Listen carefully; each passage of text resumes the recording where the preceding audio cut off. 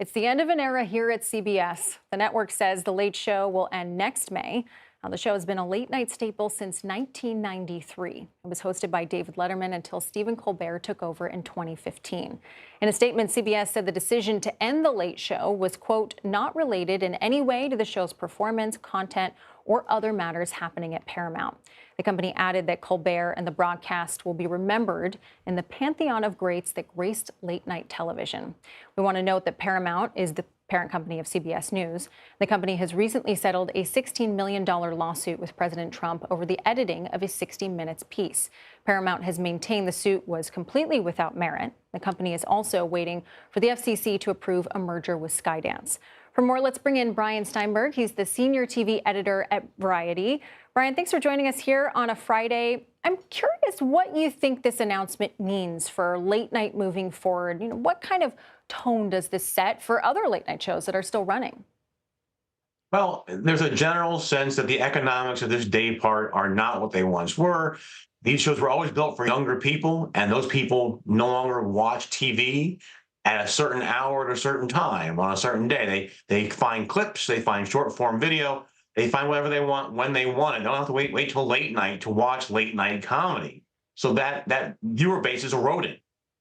And of course, that viewer base and its changing makeup is very important to advertisers, of course, being part of the financial decision.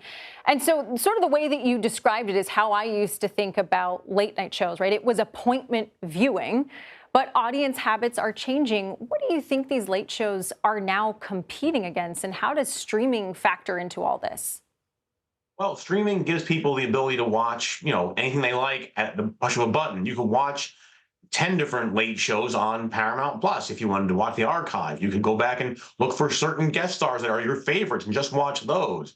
You don't need to wait till, a curated hour-long show at 11 o'clock or 11:30 or midnight anymore. And this is true of Daily Show and Tonight Show and Jimmy Kimmel Live, all the staples of late night. They are facing a different type of viewing audience, and they either need to move the times. They've all been cutting costs and changing some facets of their production. And it remains to be seen. I think we're in an interesting era when TV shows, which are once a signature part of American culture, may be changing very quickly. Yeah, I think about my own viewing habits. It's something that I used to watch every single night, and I find myself catching up on my favorite show on Netflix instead, and watching clips the next day because I don't have to sit through those commercials. What do you think the future then for entertainers in the mold of Stephen Colbert is going to be now? I mean, how do they fit into this evolving media landscape? You've got podcasts, streaming, comedy specials. I mean, the landscape is changing very rapidly. Look at Conan O'Brien, who I think is a great example in kind of charting this all out. He left NBC, then was on Warner Brothers TBS for quite a long time, and ended up, leaving late night and formed his own kind of podcast company. He's done quite well. He sold it for a large sum to Sirius XM, and he's continued to devise many different podcasts and do some tours. He kind of cultivates talent, finds new comedians, but he's done quite well in kind of charting his own course through digital media.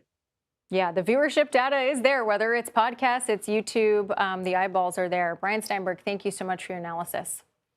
Thank you.